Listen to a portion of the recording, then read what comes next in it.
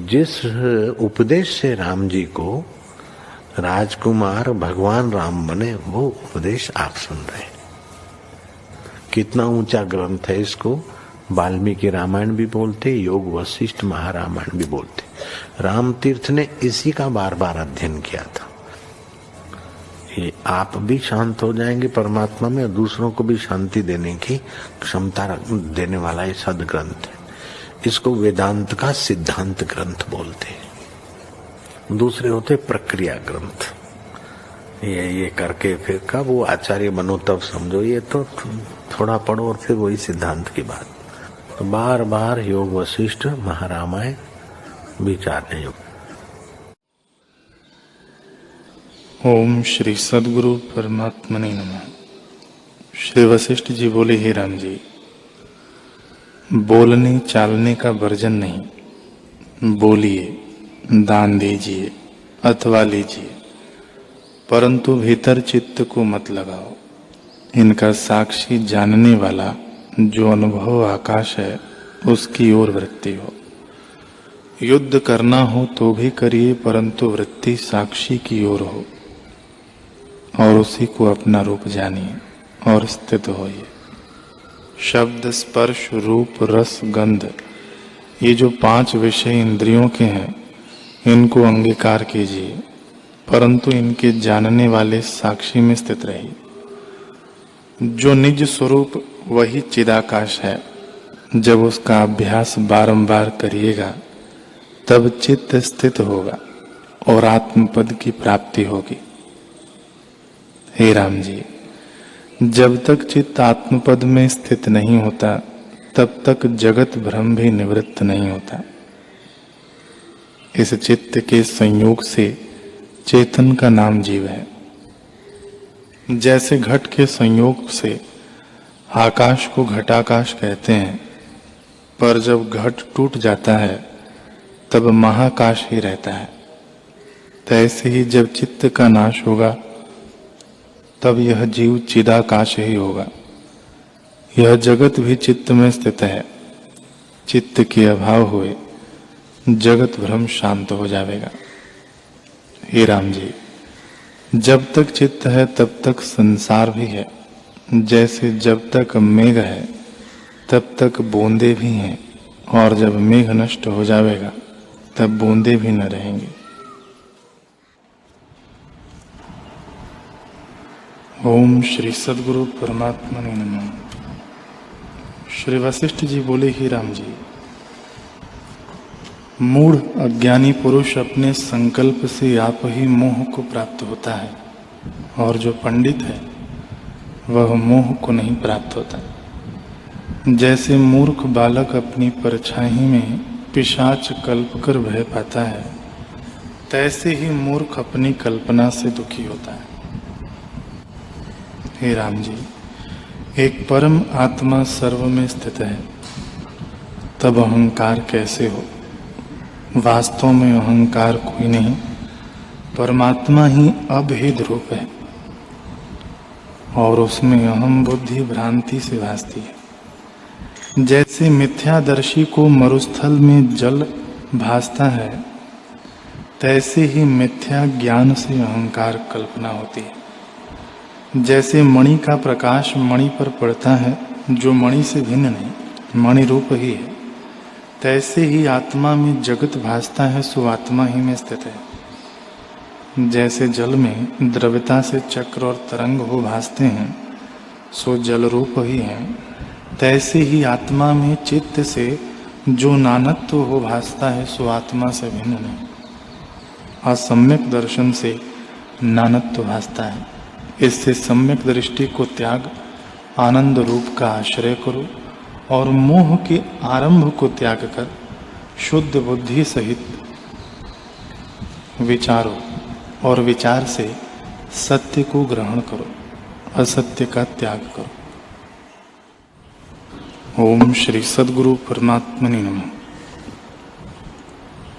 श्री वशिष्ठ जी बोले, ही राम जी, जैसे घट के संयोग से आकाश को घटाकाश कहते हैं, परंतु जब घट टूट जाता है तब महाकाश ही रहता है। तैसे ही जब चित्त का नाश होगा तब यह जीव चिदाकाश होगा। यह जगत भी चित्त में स्थित है। चित्त के अभाव हुए जगत भ्रम शांत हो जाएगा। हे राम जी, जब तक चित्त है तब तक संसार भी है। जैसे जब तक मेघ है तब तक बूंदे भी हैं, और जब मेघ नष्ट हो जाएगा तब बूंदे भी न रहेंगे। जैसे जब तक चंद्रमा की किरणें शीतल हैं तब तक चंद्रमा के मंडल में तुषार है, तैसे ही जब तक चित्त है तब तक संसार भ्रम है। जैसे मांस का स्थान स्मशान होता है और वहाँ पक्षी भी होते हैं और ठौर इकट्ठे नहीं होते, तैसे ही जहाँ चित्त है वहाँ राग द्वेष आदि विचार भी होते हैं, और जहाँ चित्त का अभाव है वहाँ विकार का भी अभाव है।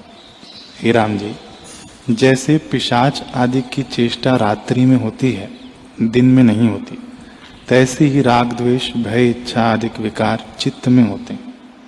जहाँ चित्त नहीं वहाँ विकार भी नहीं। जैसे अग्नि बिना उष्णता नहीं, शीतलता बिना बर्फ नहीं, सूर्य बिना प्रकाश नहीं, और जल बिना तरंग नहीं, तैसे ही चित्त बिना जगत भ्रम नहीं होता। हे राम जी, शांति भी इसी का नाम है और शिवता भी वही है। पर जो चित्त नष्ट नहीं हुआ तो इतने पदों में कोई भी नहीं है। हरि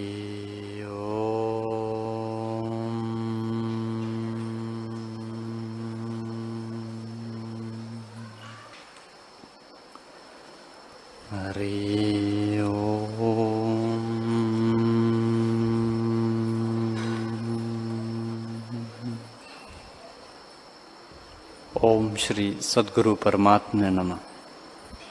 श्री योग वशिष्ठ महारामायण उपशम प्रकरण द्वितीय सर्ग।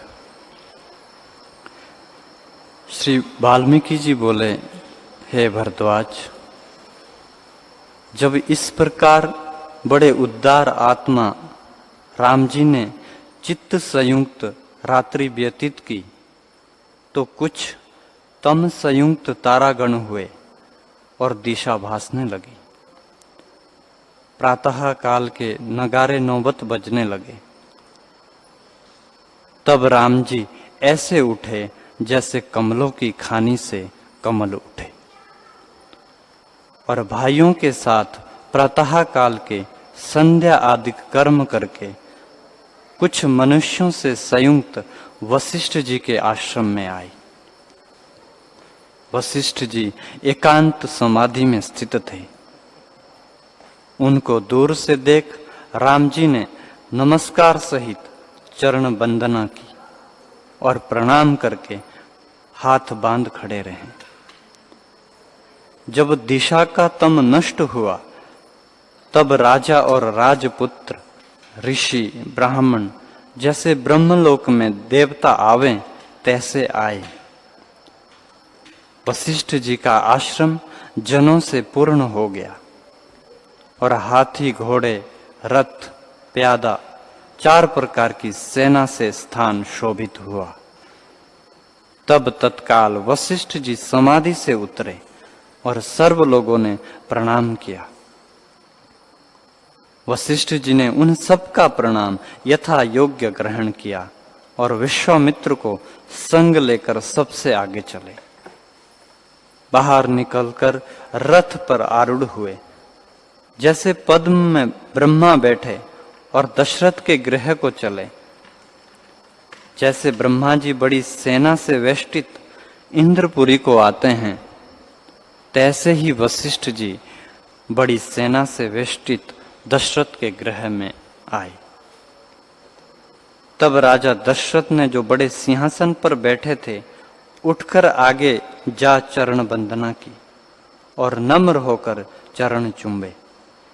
वशिष्ठ जी सबके आगे होकर शोभित हुए और अनेक मुनि, ऋषि और ब्राह्मण आए।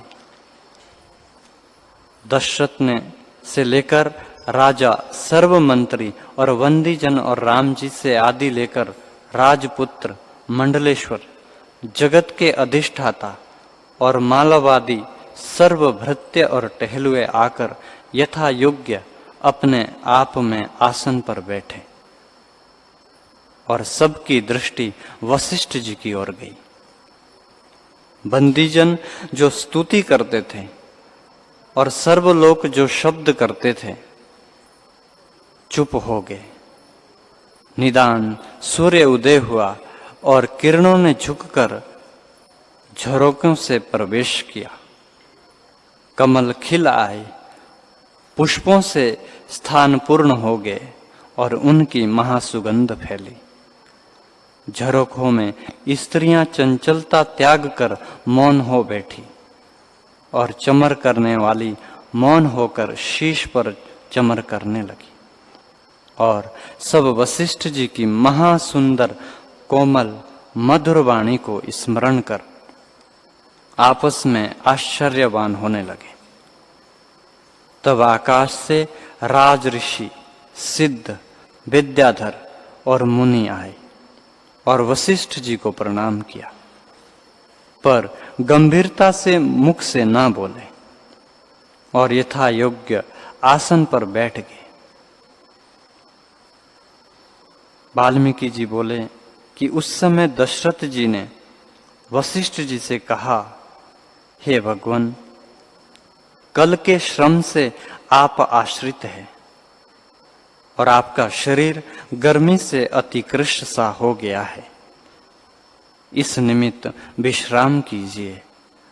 हे मुनीश्वर, आप जो आनंदित वचन कहते हैं वे प्रकट रूप है और आपके उपदेश रूपी अमृत की वर्षा से हम आनंदवान हुए हैं।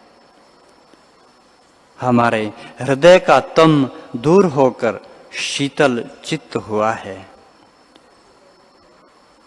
जैसे चंद्रमा की किरणों से तम और तपन दोनों निवृत्त होते हैं, तैसे ही आपके वचनों से हम अज्ञान रूपी तम और तपन से रहित हुए हैं।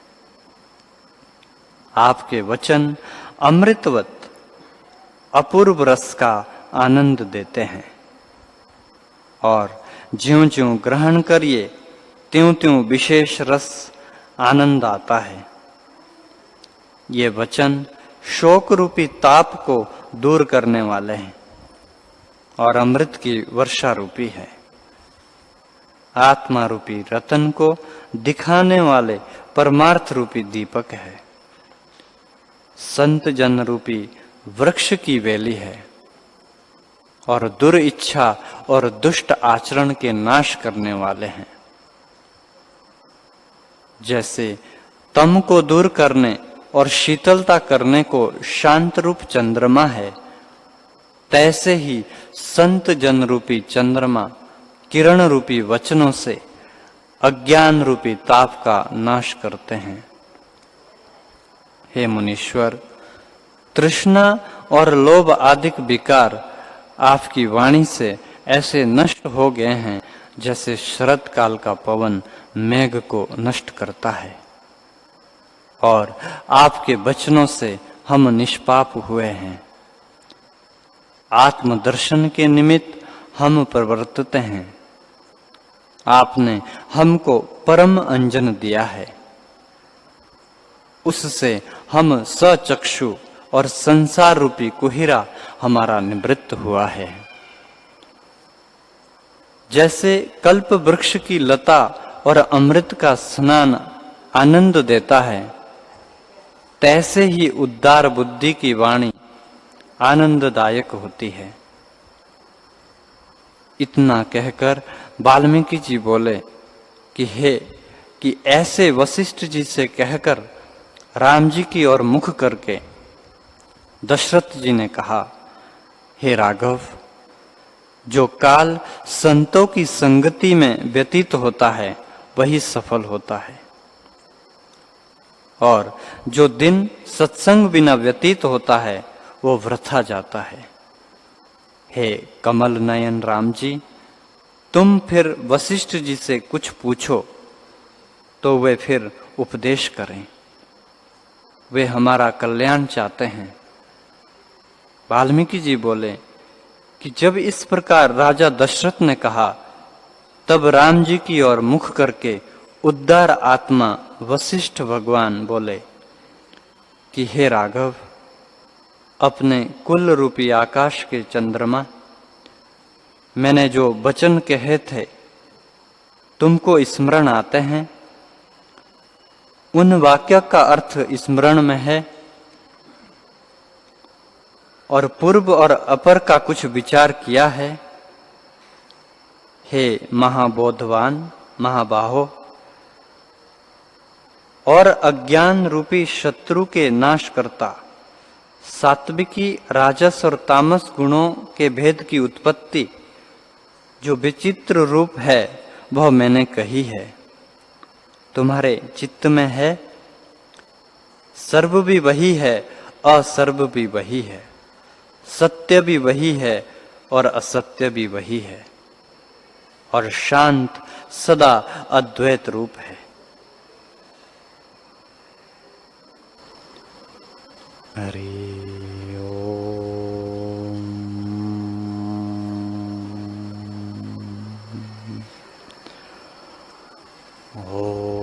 सहनावतु सहना भुनक्तु सह वीर्यं करवावहै तेजस्विनामधीतमस्तु मा विद्विषावहै। ओम शांति शांति शांति। श्री सद्गुरुदेव भगवान की जय।